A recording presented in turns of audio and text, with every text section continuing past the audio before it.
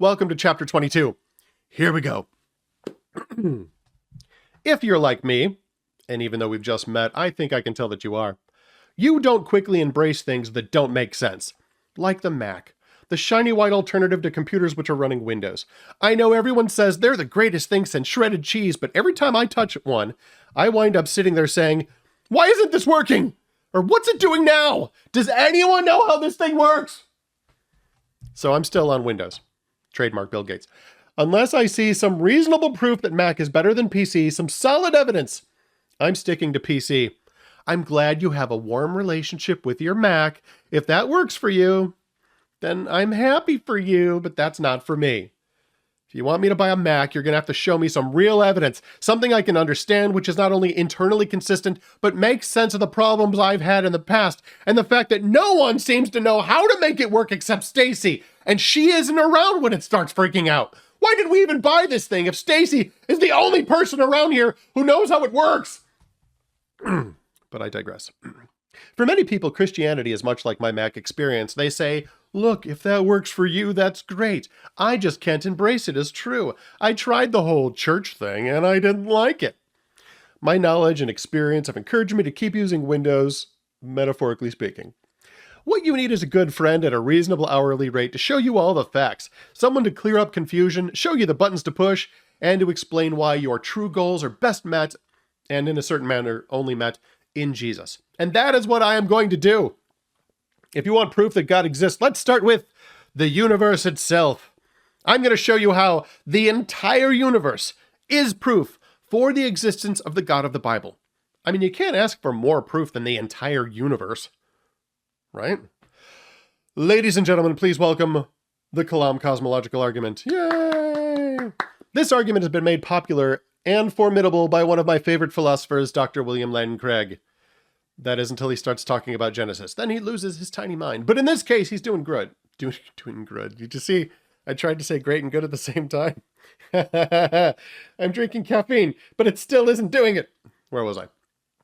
All right, Dr. William Lane Craig can be found at reasonablefaith.org, and he has two very excellent podcasts, which I recommend highly. The Kalam cosmological argument goes like this. Oh.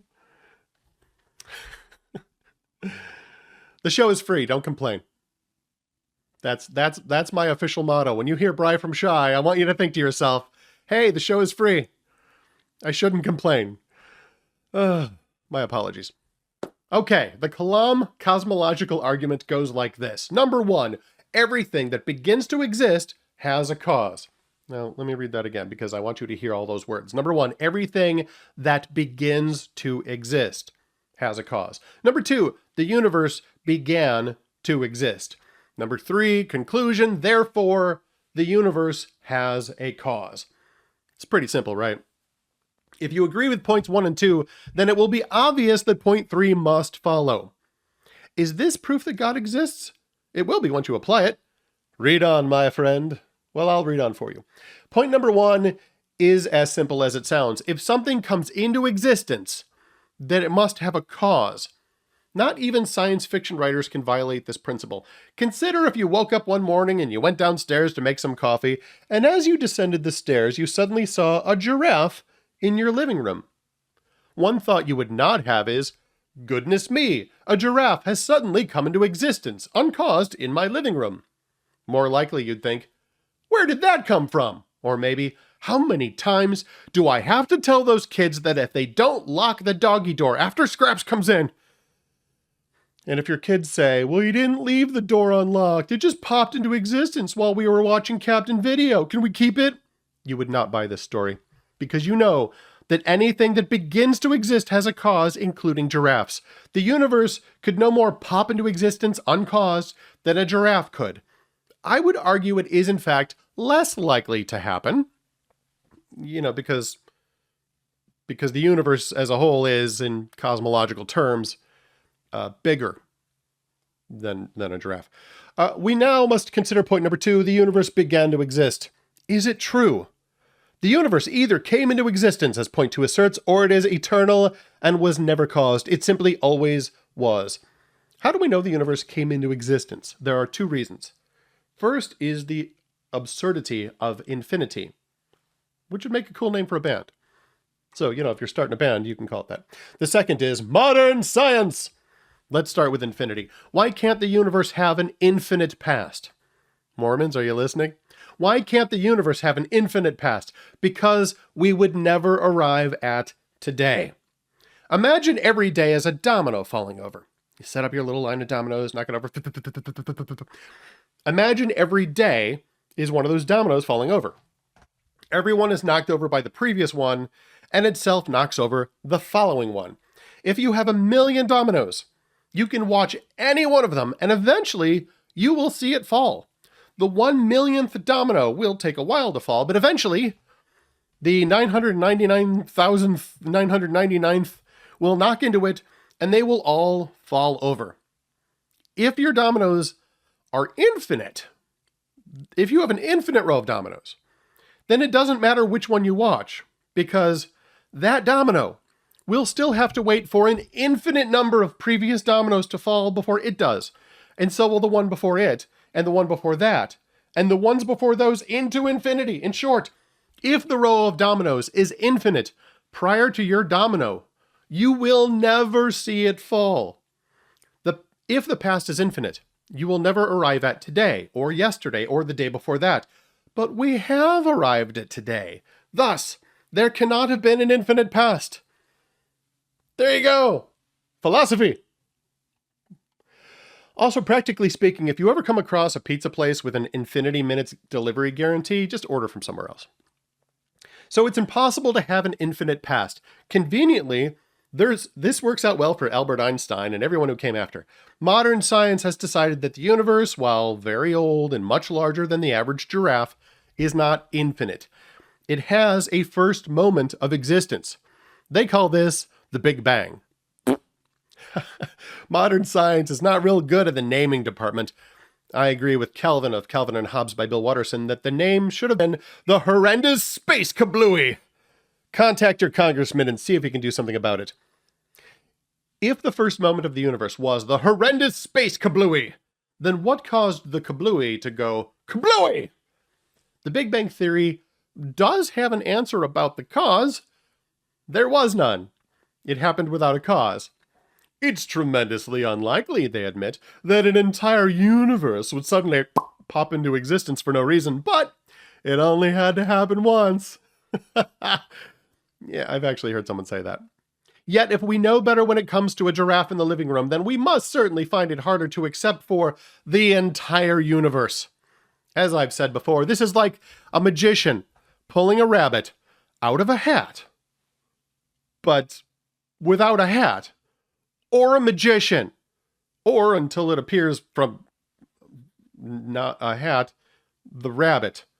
I mean, that would be quite a trick, especially if the rabbit was as big and complex as an entire universe. But there must have been a cause. See premise number 1.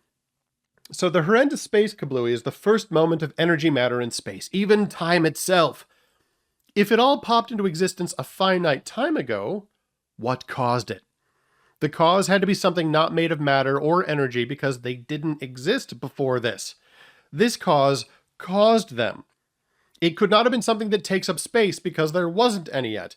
Besides, something not made of matter doesn't need to take up any space. The universe is really big, and the horrendous space kablooey was, as the name implies, a massive event with lots of energy, so the cause must have been amazingly powerful. More powerful than Superman and Chuck Norris combined. If you know anything about everything, then you know that the universe is a very complicated place. It would take more than chaos to make the universe. It would take a super genius to create the laws of energy, space, and time. Just read a chemistry textbook and you'll see what I mean. It's complicated, but it's really organized. Like Little League, only more so. Also, this cause must have been able to freely choose to create the universe because without time, there would be no natural laws acting to cause it. In other words, no prior dominoes falling to knock over the kablooey one. It must have been something like a mind making a choice. This works because a mind can choose to do things and can exist without a physical form and can intelligently organize the laws of chemistry or baseball. Even Little League. Finally, the cause of the universe must itself be uncaused. If it had to be caused, then it would have to have come from an uncaused cause. Otherwise, its cause would need a cause, and that cause would need a cause. Well, imagine an infinite row of dominoes. The one you're watching will never fall because an infinite number of dominoes will have to fall before yours does. There has to be an uncaused cause somewhere in the chain of events, or nothing will ever get done around here. Someone has to push over the first domino. This uncaused cause will be timeless and eternal, meaning it did not begin to exist, thus free of premise number one. Ooh. Here's how Dr. Craig sums up his argument. So on the basis of an analysis of the argument's conclusion, we may therefore infer that a personal creator of the universe exists who is uncaused, without beginning, changeless, immaterial, timeless, spaceless, and unimaginably powerful. Nailed it. How does the universe prove the existence of the God of the Bible? Does the universe prove the existence of the God of the Bible? Well, not in his entirety. But you have to admit it's a really good start. If that's not God that he just described, I don't know who it is. Not even Chuck Norris can make a universe, or even a giraffe, although he could kill one with his bare hands if he had to.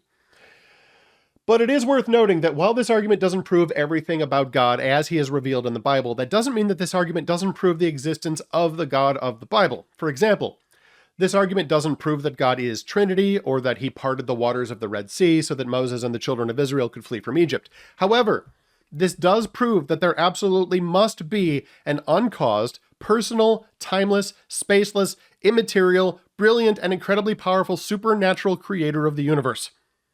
When every god of all religion in all of history is surveyed, there is a list of possible candidates that match this description, consisting of only one God, and that is the God found in the Bible. No other God is timeless or spaceless or immaterial, and none but the God of the Bible even claims to have made the heavens and the earth. When you define the word God to mean an uncreated creator of the heavens and the earth, there is literally only one God. This is just the tip of the iceberg. As you'll see, there's lots of good reasons to believe the biblical account of God. Now, if someone could do the same for owning a Mac laptop or a desktop computer, well, they'd really have something there. Jesus loves you is the message we send. Thanks for letting me be your rent-a-friend. You're listening to Rent-a-Friend Radio.